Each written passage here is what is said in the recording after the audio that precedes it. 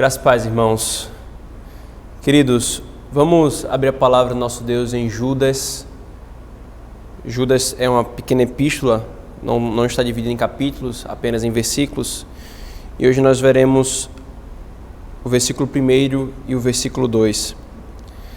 Antes de nós fazermos a leitura, irmãos, desse texto, eu gostaria de dar algumas palavras importantes à nossa igreja, às crianças da nossa igreja e depois aos irmãos adultos e mais velhos, pais e etc. Queridos, primeiro com relação ao sermão de hoje, nós temos nos preocupado com a demanda da nossa igreja, especialmente os pais que precisam, que já vinham há meses, há um ano e pouco, treinando os filhos para estarem no culto, se concentrarem e cultuarem junto com a igreja. Porém, com essa suspensão do culto público, nosso coração ficou com muito temor e com receio de algumas consequências. Dentre elas, a gente tentar fazer com que nossos filhos acompanhem o exercício devocional do pastor pregando em uma tela de computador, de televisão, seja o que for. Por isso, irmãos, nós queremos dar uma palavra primeiro às crianças, filhos da aliança, né? Bianca, Henrique, Alan, Thomas, Laura, Rebeca, Malu, Sofia, Beatriz, todos vocês que já têm consciência do que está acontecendo. Eu quero dar uma palavra a vocês, filhos da aliança. É difícil, eu sei, é difícil vocês se concentrarem. Vocês são crianças e às vezes querem ficar um pouco inquietas, agitadas, se levantar do sofá, sair. Às vezes com o papai vai demorar muito, falta muito, mas ouça a palavra do pastor, essa orientação. Tentem ao máximo prestar atenção ao que está sendo falado da palavra de Deus. E eu quero lhes propor um desafio, eu quero lhes propor um exercício enquanto vocês estiverem ouvindo a pregação da palavra. A começar de hoje, cada sermão eu vou dar um desafio para lhes ajudar nesse período. Contem quantas vezes o pastor falará Judas e Jesus. Vocês peçam para os seus pais escreverem Judas de um lado e depois Jesus de um outro e vá contando, marcando tracinhos, quantas vezes o pastor falou Judas e quantas vezes o pastor falou o nome Jesus. E ao final do domingo, o seu pai faz um vídeo, você dando a resposta de quantas foram as vezes que eu falei, envia para mim e eu então lhe dou o retorno se você acertou ou não, quantas foram as vezes que eu falei, tá bom? Então vamos tentar fazer esse exercício. Irmãos, mais velhos, adultos, jovens, pais, queridos, nós temos vivido um tempo difícil para todas as igrejas de Cristo, para a nossa igreja local, e nós temos sinceramente nos esforçado para dar um bom alimento à igreja numa situação totalmente atípica e indevida, um alimento essencial à nossa fé, à nossa alma. Por isso, irmãos, o conselho quer insistir que os irmãos sejam diligentes no uso desses meios, queridos. Irmãos, não desprezemos as consequências que vão vir e que já estão acontecendo por causa de tudo isso, irmãos, são terríveis. Não brinquemos com isso, irmãos. Por favor, considerem as nossas orientações, considerem as nossas insistências. Nós estamos no dia do Senhor, nós estamos isolados em casa, em sua maioria, nós não temos para onde ir. Irmãos, que sejamos diligentes, queridos, em ouvirmos a pregação da palavra, especialmente a que é oferecida pelo seu pastor na sua igreja local, para suprir as necessidades dessa igreja local. Assista aos estudos, especialmente aqueles que não têm filhos, que não têm uma dinâmica tão atropelada, né? Quem tem filho, a gente compreende totalmente o contexto, mas especialmente os que não têm. Irmãos, sejamos diligentes, né? Os que já têm filhos crescidos, ou filhos maiores, que conseguem entender mais essa situação, sejamos diligentes, irmãos, para nós não colhermos um dano muito maior do que nós vamos colher por causa dessa situação. E também por esses mesmos motivos, queridos, eu já vinha me esforçando a tentar pregar de uma forma mais curta, a falar o máximo que o texto poderia falar, mas de uma forma mais objetiva. Às vezes pegava o mesmo texto, a mesma exposição, dividia em duas partes. Às vezes deixava para tratar de uma doutrina em outro sermão. E eu vou continuar tentando fazer isso. E hoje vai acontecer isso. Talvez hoje seja muito curto, exatamente para ajudar os pais que têm lutado para para com seus filhos, para que seus filhos se concentrem e tenham algum tipo de proveito. Então hoje nós vamos expor, vai ser um mesmo sermão, uma mesma exposição, a primeira parte pela manhã e a segunda parte do mesmo sermão à noite no exercício devocional, mas será posto os exercícios devocionais distintos, mas o vídeo do sermão será um só no canal da nossa igreja. Por isso, irmãos, ditas essas coisas introdutórias, leiamos Judas, versículo 1 e versículo 2, e caminhamos na exposição desse texto. Diz assim a palavra do Senhor, irmãos. Judas, servo de Jesus Cristo e irmão de Tiago, aos chamados, amados em Deus Pai e guardados em Jesus Cristo, a misericórdia, a paz e o amor vos sejam multiplicados. Amém. Vamos orar, irmãos, pedindo a bênção do Senhor sobre nós. Deus bendito, Pai, obrigado pela Tua palavra. Obrigado porque o Senhor nos dá o Teu Espírito, nos dá a Tua palavra. E apesar, Senhor, de todos esses impedimentos que nós temos tido, o Senhor nos dá esse meio para que possamos ouvir uma boa pregação, uma exposição da Tua palavra que nutra o nosso coração e a nossa alma, Senhor. Ó Deus, que nós não sejamos negligentes com tudo isso, Pai.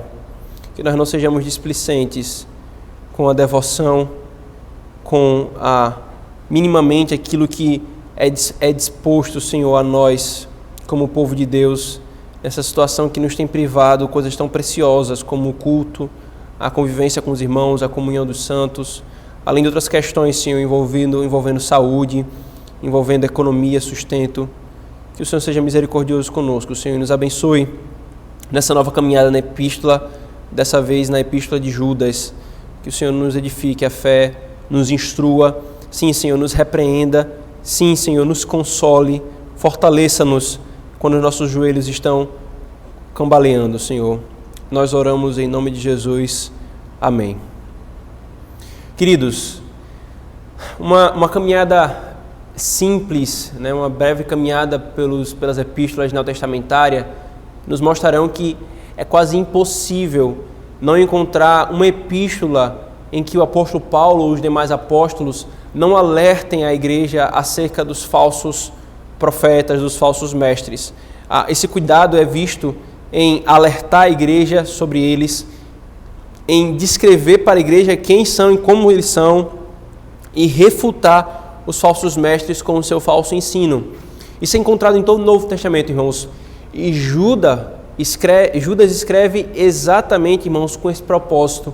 E parece que, mais do que qualquer outro apóstolo, ele é muito mais intenso na sua refutação, na sua descrição. Ele escreve uma breve epístola objetiva e vai ao ponto de uma forma muito intensa. E isso, irmãos, nos ensina algo importante que será percebido nos próximos domingos, nas próximas exposições. Porém, irmãos, Judas não apenas não faz isso apenas no sentido de proteger o rebanho dos falsos mestres, mas também como um pastor, ele escreve aos crentes tratando de aspectos espirituais, da vida espiritual, nesse contexto em que a igreja precisa lidar com falsos mestres e falsos erros. Provavelmente, irmão, Judas, ele escreve em um contexto em que muitos apóstolos haviam morrido. Paulo, por exemplo, já era um deles que havia partido para o Senhor. Os falsos mestres estavam... Se os falsos mestres já eram presentes quando quase a maioria dos apóstolos já estava viva, quanto mais os apóstolos iam morrendo um por um, mais os falsos mestres se avolumavam e entravam nas igrejas. Judas, então, irmãos, escreve essa epístola com um propósito. Veja o versículo 3. Amados, quando empregava toda a diligência em escrever-vos acerca da nossa comum salvação, foi que me senti obrigado a corresponder-me convosco, exortando-vos a batalhardes diligentemente pela fé que uma vez foi por todas entregue aos santos. Irmãos, Judas explicitamente diz qual foi o seu propósito. Ele pretendia escrever sobre um tema, e aqui ele fala sobre a salvação comum que nós temos, mas então ele decide escrever sobre outro tema. Ele diz, obrigado a corresponder-me convosco sobre um assunto, a batalharem pela fé, a defenderem pela fé. a defenderem a fé que eles haviam recebido. E quem era Judas, irmãos? Quem era Judas para levantar a voz de forma tão forte e veemente com relação a isso? Judas, irmãos, ele se apresenta no início da sua carta como Judas, servo de Jesus Cristo e irmão de Tiago. É uma apresentação muito breve, irmãos, é uma breve identificação que Judas faz aqui. O problema, queridos, é que nós temos pelo menos 5 Judas no Novo Testamento. Quem é esse Judas que está escrevendo essa epístola? Obviamente, irmãos, um deles não é o Judas Iscariotes, que traiu o nosso Senhor Jesus Cristo, porque os evangelhos nos descrevem que logo depois de ter traído, Judas ele cometeu suicídio. Não é esse. O outro Judas era o Judas apóstolo, né? Dos 12 apóstolos haviam 2 Judas, o Judas Iscariotes e o Judas filho de Tiago, que é descrito lá em Lucas 6,16. Só que, veja, esse Judas aqui é filho de Tiago e não irmão de Tiago. Os outros 2 Judas, irmãos, são mencionados em Atos e não há nenhuma associação com nenhum Tiago e é muito provável, pela posição deles na igreja, que eles não tenham sido o autor dessa epístola. Qual é o Judas então, irmãos? Nós nos deparamos em Mateus 13:55, queridos, com a seguinte descrição. Um Judas que tenha um Tiago como irmão. Mateus 13:55 diz: não é este o filho do carpinteiro? O nome de sua mãe não é Maria, e não são seus irmãos Tiago, José, Simão e Judas? Irmãos, nesse texto, os judeus estão questionando a origem de Cristo. Os judeus eles estão questionando quem é esse Jesus, apelando para a descrição dos seus familiares. Eles descrevem o pai, não é esse o filho do carpinteiro, a mãe, Maria, e os irmãos dele, Tiago, José, Simão e Judas. Percebe aqui? Esse Judas tem um irmão chamado Tiago. Tiago e Judas são, consequentemente, também irmãos de Jesus Cristo, ou meio-irmãos de Jesus Cristo, filhos de Maria e José, irmãos. Esse Judas era filho de Maria, que foi mãe de Jesus. Ou seja, irmão, esse Judas que escreve essa epístola foi o meio-irmão de Jesus, filho de Maria, o Judas que foi filho de Maria e de José. E Tiago, o Tiago que ele se refere aqui, é o Tiago que presidiu o primeiro concílio da igreja de Cristo em Jerusalém, descrito lá em Atos 15. E aqui, irmãos, nós percebemos 2 coisas importantes com relação a isso. Primeiro, a humildade de Judas em omitir a sua relação familiar, humana com Cristo, né? Ele poderia ter falado, eu sou o meio-irmão de Jesus por parte de Maria, então eu tenho um peso. Não, ele não se apresenta como eu sou meio-irmão de Jesus para ter alguma proeminência entre os irmãos. Ele diz, eu sou servo de Jesus. Eu sou servo de Jesus. O seu apego não está à sua relação familiar, meio-irmão por meio de Maria, mas a sua posição de servo, reconhecendo Jesus como o seu Cristo, como o seu Deus Redentor e Salvador. E a segunda questão aqui, irmãos, que eu quero rapidamente falar, porque ela é importante no nosso contexto brasileiro, é que o fato dele ser meio-irmão de Jesus, irmãos, expressa o terrível engano do romanismo, a grande mentira que o romanismo inventou, irmãos. O catolicismo romano, queridos, inventou a doutrina da virgindade perpétua de Maria, que a nossa irmã Maria foi virgem quando ocorreu a concepção do nosso Senhor Jesus Cristo, é fundamental para a nossa fé, irmãos, e isso é irrevogável. Nós nos levantamos e lutamos e batalhamos por isso, porque isso é essencial à nossa fé. A nossa irmã Maria era virgem, a Virgem Maria que foi concebida por obra do Espírito Santo, que concebeu por obra do Espírito Santo a Jesus Cristo, nosso Senhor e Redentor. Porém, irmãos, não apenas a Escritura nada fala sobre a virgindade perpétua de Maria, como na verdade mostra que ela teve outros filhos, mostra exatamente o contrário disso, e que consequentemente Jesus teve outros irmãos, ou seja, meio-irmãos, obviamente, por parte de Maria apenas, e que esses irmãos, na história da igreja, tiveram papéis importantes como pastores na igreja de Cristo. Além desse texto, irmãos, que eu citei recentemente, Mateus 13:55, que nomeia os meio-irmãos de Jesus, mostrando o erro da virgindade perpétua de Maria, há uma abundância de textos que falam sobre isso, irmãos. Por exemplo, Mateus 12, 46 e 47, que diz: falava ainda Jesus à multidão quando sua mãe e seus irmãos chegaram do lado de fora, querendo falar com ele. Quando alguém lhe disse: tua mãe e teus irmãos, veja, falando para Jesus, a tua mãe e os teus irmãos estão lá fora e querem falar contigo. Ainda, irmãos, João 2,12 diz: depois disso, ele desceu a Cafarnaum, Jesus, desceu a Cafarnaum com sua mãe, seus irmãos e seus discípulos. Considere também João capítulo 7, todo o capítulo, várias vezes menciona os irmãos de Jesus, mas eu cito apenas o versículo 5 que diz: pois nem mesmo os seus irmãos criam nele.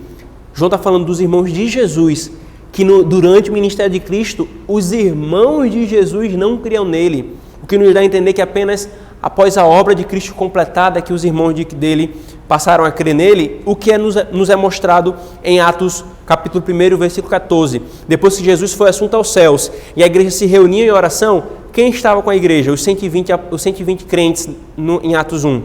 Todos eles se reuniam sempre em oração com as mulheres, inclusive Maria, a mãe de Jesus, e com os irmãos de Jesus. Então veja, irmãos, são abundantes os testemunhos bíblicos contrários a essa invenção. Porém, queridos, a cegueira é tamanha que alguns romanistas chegaram até a alegar que a palavra adelphos, que é traduzido e significa apenas irmão, de capa a capa do Novo Testamento, é assim que ela é traduzida e é usada. Mas aí eles vão e dizem que isso se refere, quando se refere a Jesus, aos primos de Jesus. Irmãos, isso é um erro grosseiro, básico da língua grega, queridos. Muitos argumentos poderiam ser falados ainda sobre esse tópico, irmãos, mas isso é suficiente para nos trazer a convicção de quem é esse irmão que está falando aqui. Esse Judas é o irmão de Tiago, meio-irmão do nosso Senhor Jesus Cristo, isso é, ele é filho de Maria, que passou a ter papel importante na igreja de Cristo como pastor, instruindo a igreja contra os falsos mestres, que se levantavam. E qual é, então, irmãos, o ensino do Senhor para nós nessa porção introdutória da epístola, ou da saudação de Judas aos seus irmãos? Além de se identificar, irmãos, Judas usa aqui nessa saudação palavras que designam os crentes. Ele usa algumas palavras para designar o que os crentes são e mostrar, então, verdades e realidades maravilhosas, irmãos, que nos consolam. Além de se apresentar, Judas usa palavras, se dirige aos crentes com palavras que mostram qual é a identidade e as bênçãos que esses crentes têm, queridos. Judas nos mostra, irmãos, que os crentes são os chamados, depois eles são os amados em Deus, ou santificados por Deus, já nós veremos isso, e são guardados em Jesus Cristo. Eles são chamados, amados em Deus Pai e guardados em Jesus Cristo. E estes e apenas estes, Judas roga a estes a bênção da misericórdia, paz e amor, para que ela seja multiplicada.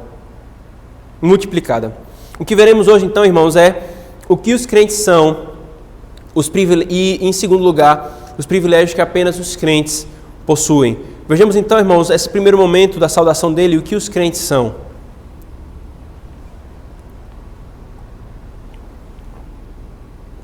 Irmãos, Judas, ao se dirigir aos crentes, ele diz o seguinte: eu escrevo aos chamados, aos amados em Deus Pai e aos guardados em Jesus Cristo.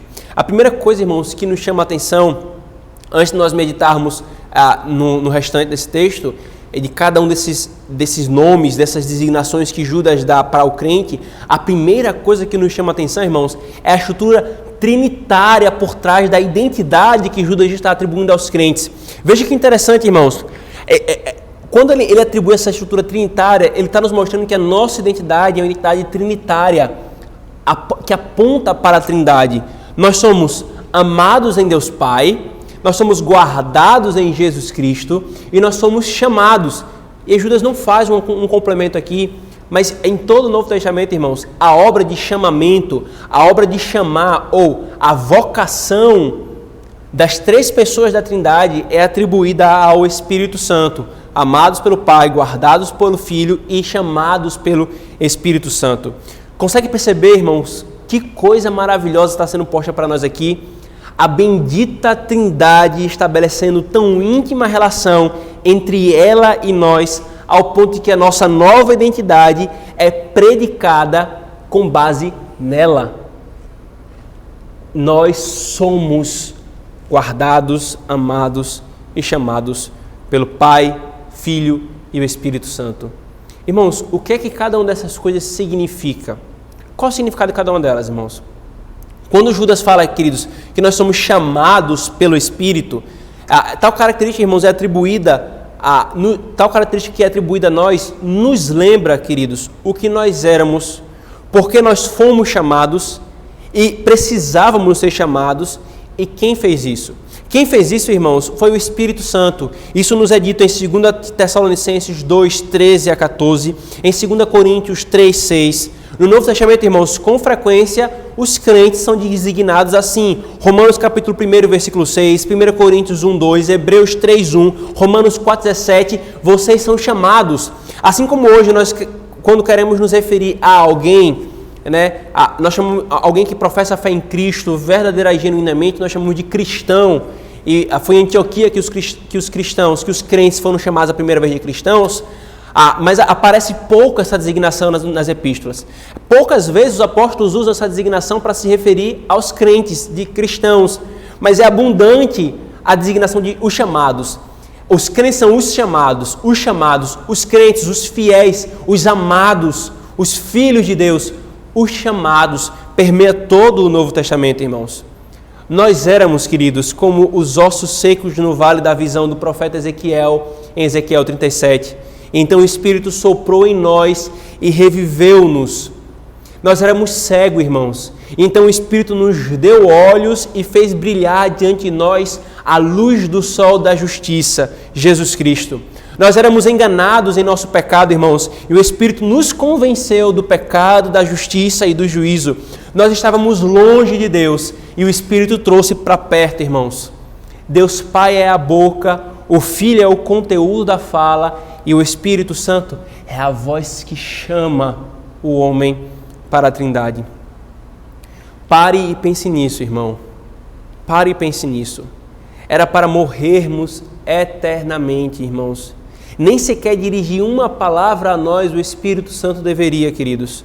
Mas pelo amor do Pai e graça do Filho e sua própria ternura, o Espírito Santo não apenas dirigiu uma maravilhosa palavra, inspirou homens e registrou tal palavra maravilhosa, como também ele chama arrebatadoramente ao seu povo.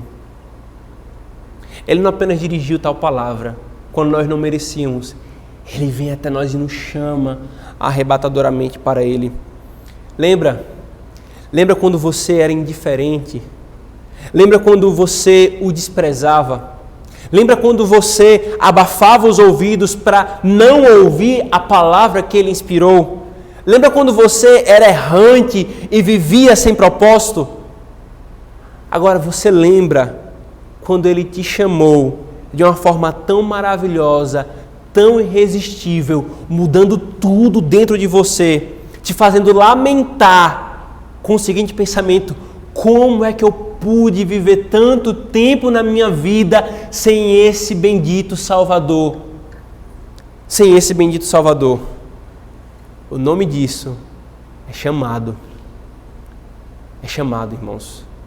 Todo crente, queridos, é tanto chamado por Deus externamente, que isso é pela palavra, quanto internamente pelo Espírito, operando nos afetos e vontade. E aqui é a distinção, irmãos, entre os ímpios e os crentes verdadeiramente.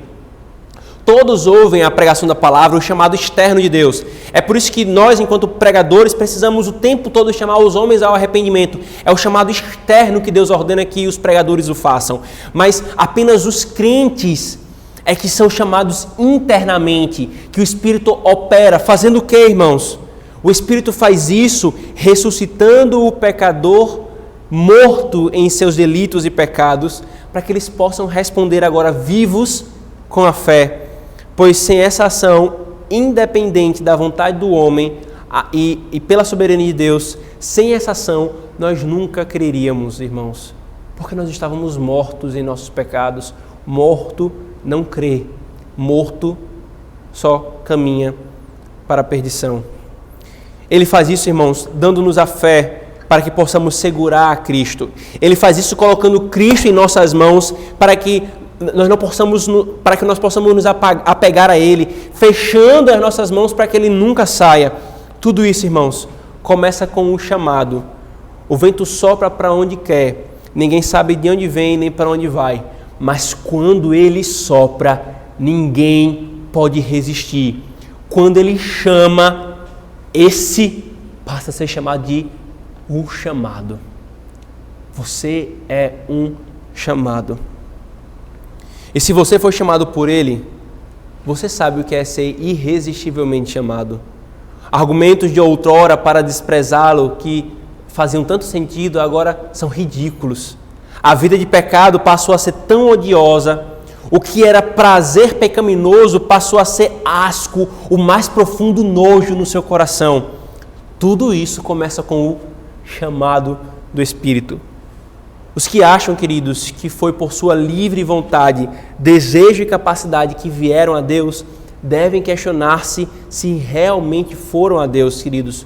Uma visão, irmãos, de nossa total indignidade e incapacidade nos faz exaltar o fato de que Deus não depende da nossa vontade para nos chamar de uma forma arrebatadora. Se fosse porque nós fomos até Ele por nossa vontade, não seria enfatizado que vocês foram chamados. Vocês foram chamados porque vocês estavam caminhando longe. A sua própria vontade corrompida te levava para longe. Mas o Espírito Santo chamou e trouxe para si. Isso, irmãos, não nos deixa chateados porque nós somos contrariados. Não. Quando nós entendemos o que nós éramos e que Ele nos chamou de uma forma irresistível, isso nos deixa extasiados de amor, de gratidão. Eu não viria ao Senhor se o Senhor não me chamasse irresistivelmente. Isso não nos deixa ofendidos ou ressentidos, isso nos deixa maravilhados, irmãos. E diante disso, irmãos, nós devemos rejeitar o erro do arminianismo, pois tal designação é dada apenas aos que são chamados de uma forma especial e específica. Todos os homens são e podem ser chamados, mas só é chamado na Bíblia, especialmente chamados os que foram chamados para a salvação. Cristo fala, muitos são chamados e poucos são escolhidos.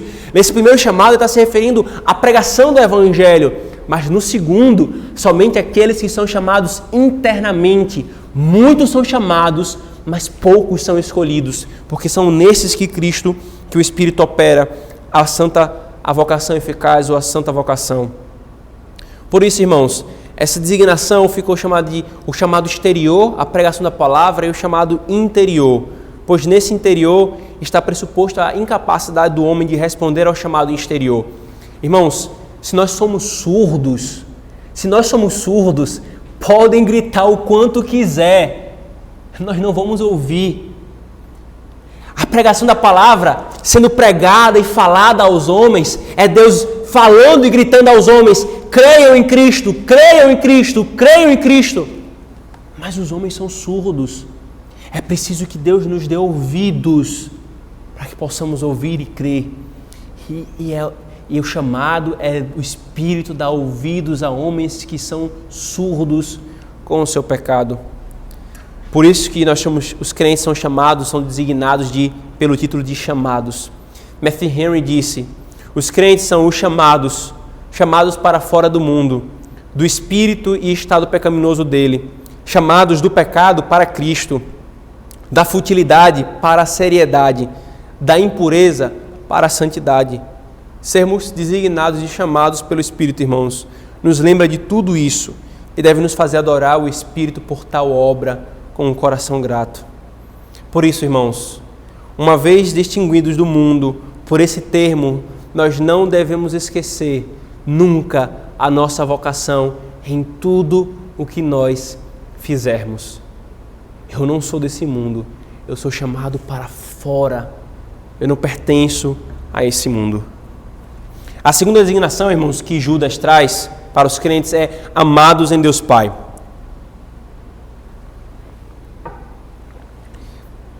Com essa designação, irmãos, algumas versões elas vão trazer assim, santificados por Deus Pai. Isso é por causa de algumas questões de alguns manuscritos de Judas. Porém, irmãos, por todo o contexto da epístola, eu não quero me delongar argumentando a favor disso. Eu creio que realmente o texto correto, a melhor tradução é essa, amados em Deus Pai. Né? Porque isso é repetido no verso 1, no verso 17, no verso 20 e no verso 21. Guardado em Cristo e amados pelo Pai se repete em toda a epístola.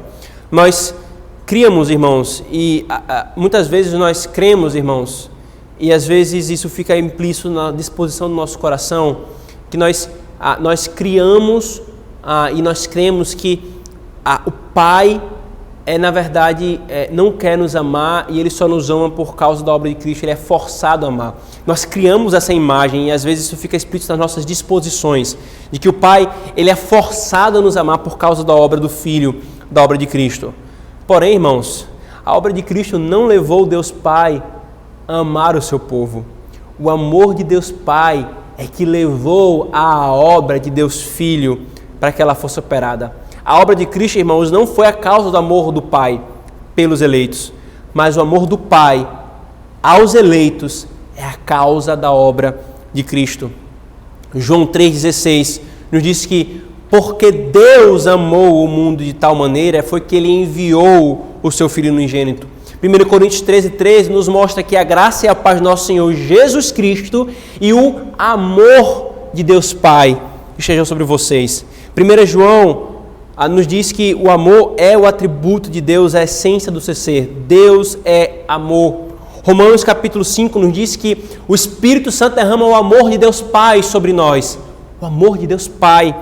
1 João nos mostra, irmãos, que nós conhecemos o amor de Deus porque Deus Pai nos amou primeiro. Percebe, irmãos? Não é que as outras pessoas da Trindade não nos amem, mas a fonte, e em todo o tempo é enfatizado que o Pai, a pessoa do Pai, é a fonte desse amor que levou a toda a obra da redenção. O amor de Deus Pai, irmãos, é que levou a obra de Cristo a ser operada.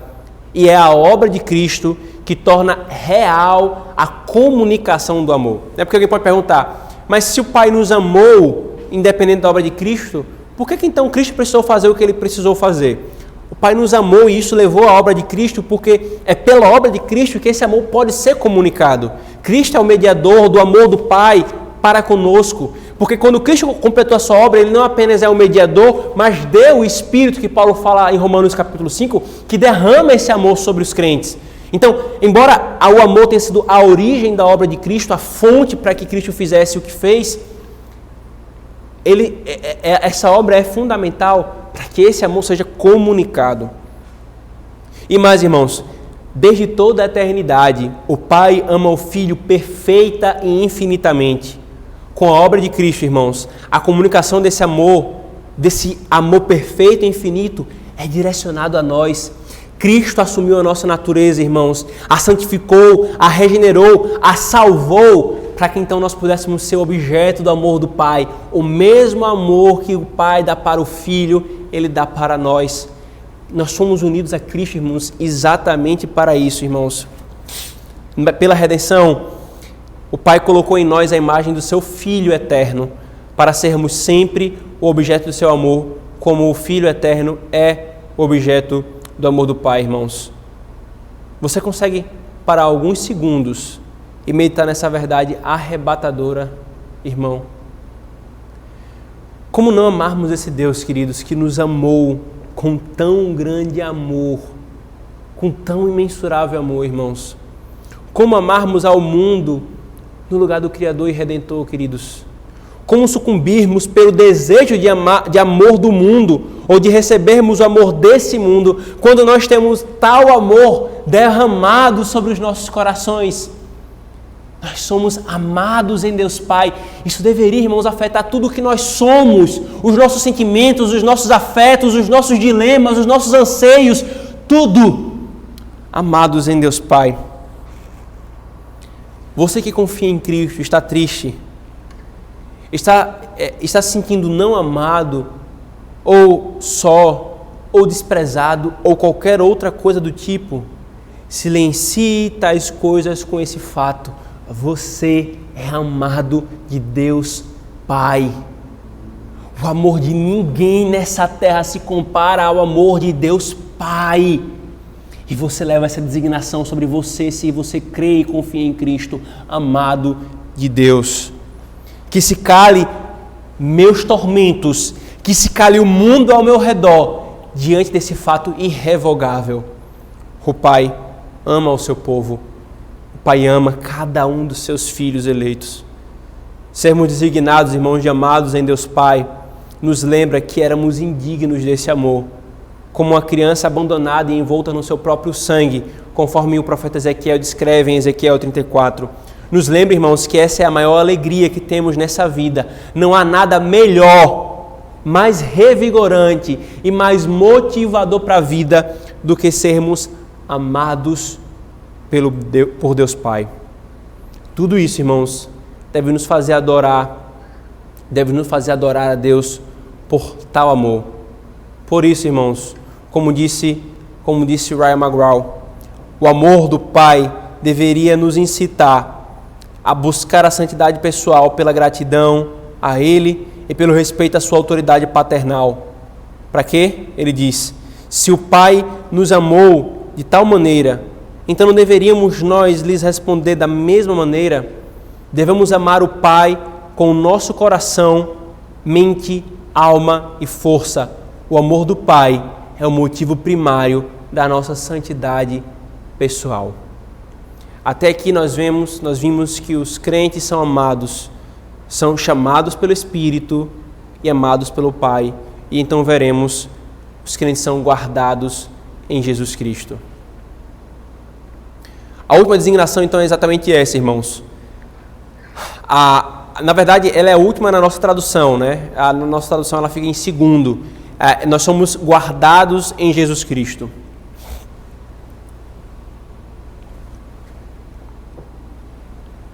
A palavra, queridos, para guardar, né? Depois de nós vermos que nós somos chamados pelo Espírito e amados pelo Pai, agora nós somos guardados em Cristo, ela está ligada à ideia de encarcerar.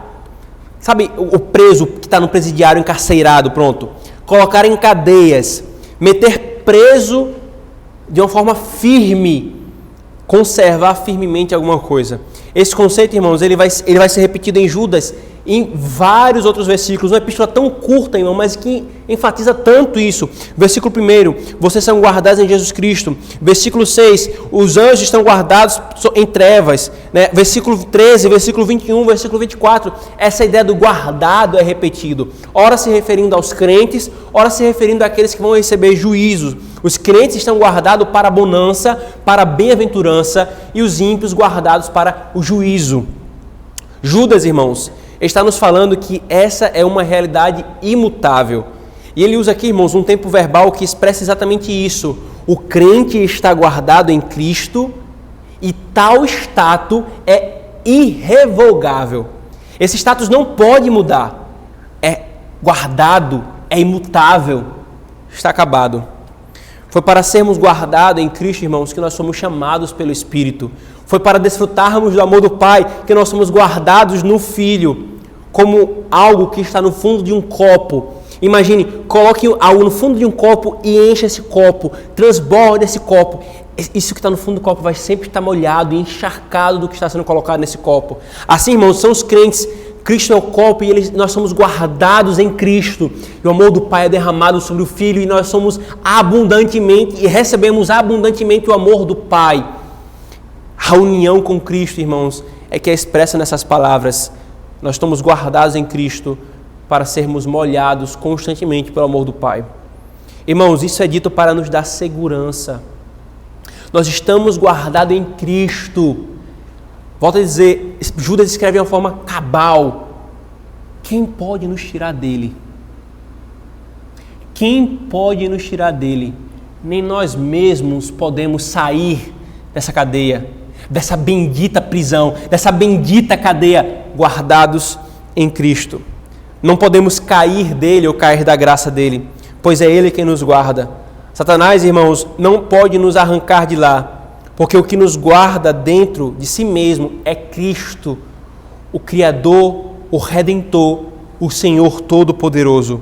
Os que afirmam o contrário disso, irmãos, diminuem a realidade aqui expressa e diminuem a obra de Cristo e tiram a grande consolação do povo de Deus. O crente verdadeiro não pode perder a salvação porque ele está guardado em Cristo. Nunca ele perderá isso. Nunca ele sairá de Cristo. Ninguém, nem nós mesmos, pode nos separar do amor de Cristo.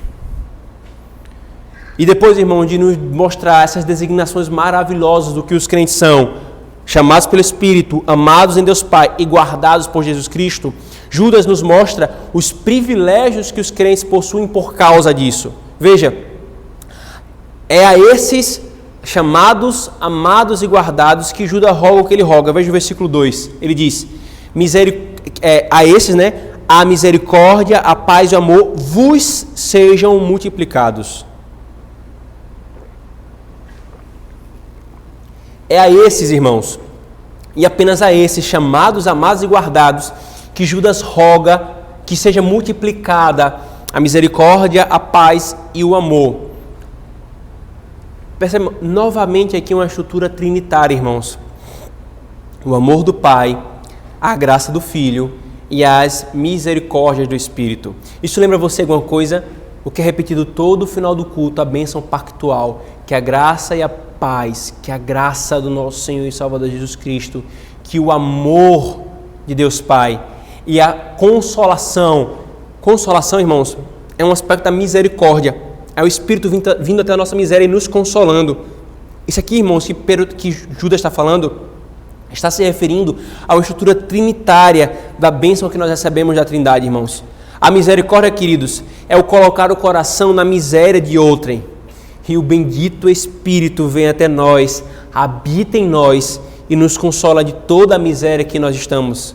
A paz, irmãos, é nós não termos mais Deus como nosso inimigo ou nós estarmos em guerra contra Ele. E isso Cristo nos deu. Justificados, pois, mediante a fé, temos paz com Deus mediante Jesus Cristo, nosso Senhor. Romanos 5, versículo 1. Ele veio, irmãos, como o apóstolo Paulo fala em Efésio, ele veio e nos anunciou paz. Ele é o príncipe da paz. E o amor é a essência do Pai. Deus é amor, disse João em 1 João. O rogo de Judas, irmãos, para que tais bênçãos sejam multiplicadas, expressam exatamente os nossos privilégios, bem como as nossas maiores necessidades.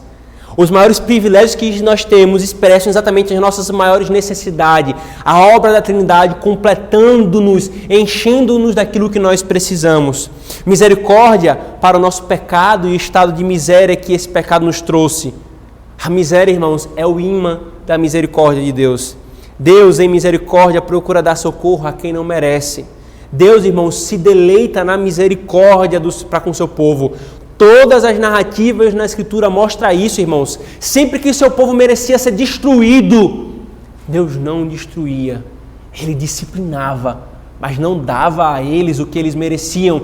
O nome disso é misericórdia. Mas misericórdia também é, irmãos, suprir a necessidade de um filho necessitado. Como Jeremias 31, 20 diz, irmãos, não é Efraim, o meu filho querido, o filho em quem tenho prazer? Cada vez que eu falo sobre ele, mais intensamente me lembro dele. Por isso meu coração por ele anseia. Tenho por ele grande compaixão. Tenho por ele grande misericórdia, diz o Senhor. Paz, irmãos. A paz para a nossa consciência e o nosso relacionamento com Deus. Nós estávamos em guerra com Deus, queridos. A nossa consciência nos acusava de tudo e cada pecado que cometemos. O sangue de Cristo, o autor aos Hebreus nos diz, o sangue de Cristo é que purifica a nossa consciência de obras mortas.